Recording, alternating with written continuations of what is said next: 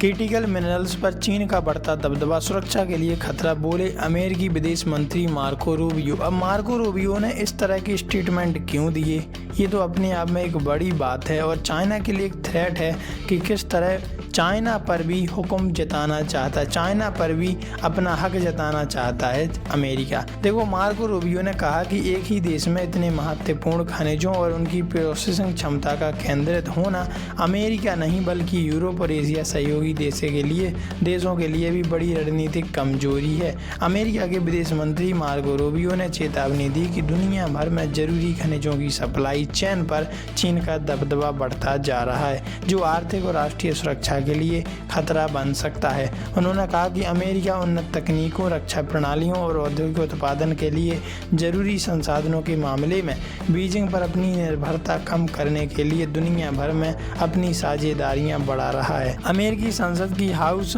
Appropriation sub committee के सामने बोलते हुए रूबियो ने कहा कि एक ही देश में इतने महत्वपूर्ण खनिजों और उनकी प्रोसेसिंग क्षमता का केंद्रित होना अमेरिका ही नहीं बल्कि यूरोप और एशिया के सहयोगी देशों के लिए भी बड़ी रणनीतिक कमजोरी है।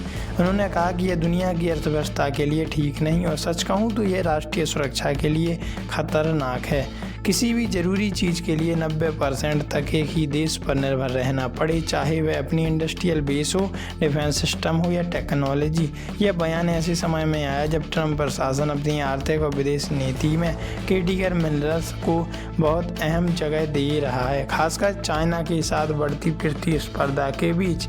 Lithium, cobalt, rare earth elements और ग्रेफाइट जैसे क्रिटिकल मिनरल्स इलेक्ट्रिक गाड़ियाँ, सेमीकंडक्टर बैटरियाँ, टेलीकॉम उपकरण, रिन्यूएबल एनर्जी तकनीक और आधुनिक सैन्य सिस्टम के लिए बहुत ज़रूरी है। मार्को रूबियो ने कहा कि अमेरिका दुनिया भर में कई देशों के साथ मिलकर सप्लाई चेन को अलग अलग जगहों पर फैलाने की कोशिश कर रहा है ताकि कच्चे तेल और उनकी प्रोसेसिंग दोनों के वैकल्पिक सोर्स तैयार किए जा सकें।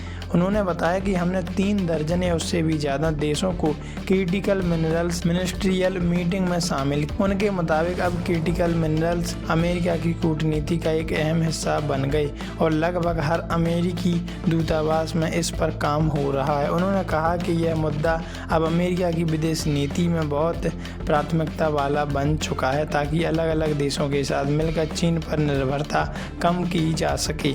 मार्को रूबियो ने यह भी कहा कि अगर किसी एक देश पर ज़रूरत की चीज़ों के लिए बहुत ज़्यादा निर्भरता हो तो संकट के समय उसका इस्तेमाल आर्थिक दबाव बनाने के लिए किया जा सकता है। अमेरिकी विदेश मंत्री ने यह भी बताया कि अमेरिका की रणनीति सिर्फ खनिज हासिल करने तक सीमित नहीं बल्कि उन देशों में प्रोसेसिंग क्षमता विकसित करने पर भी ध्यान दिया जा रहा है जहां ये संसाधन मिलते हैं। चीनी कम्युनिस्ट पार्टी पर बनी हाउस सेलेक्ट कमेटी के अध्यक्ष जॉन मेलिनर ने सप्लाई चेन को मजबूत करने और चीन पर निर्भरता कम करने की कोशिशों पर जोर दिया। इस पर आपकी क्या प्रतिक्रिया है, कमेंट में जरूर बताइए।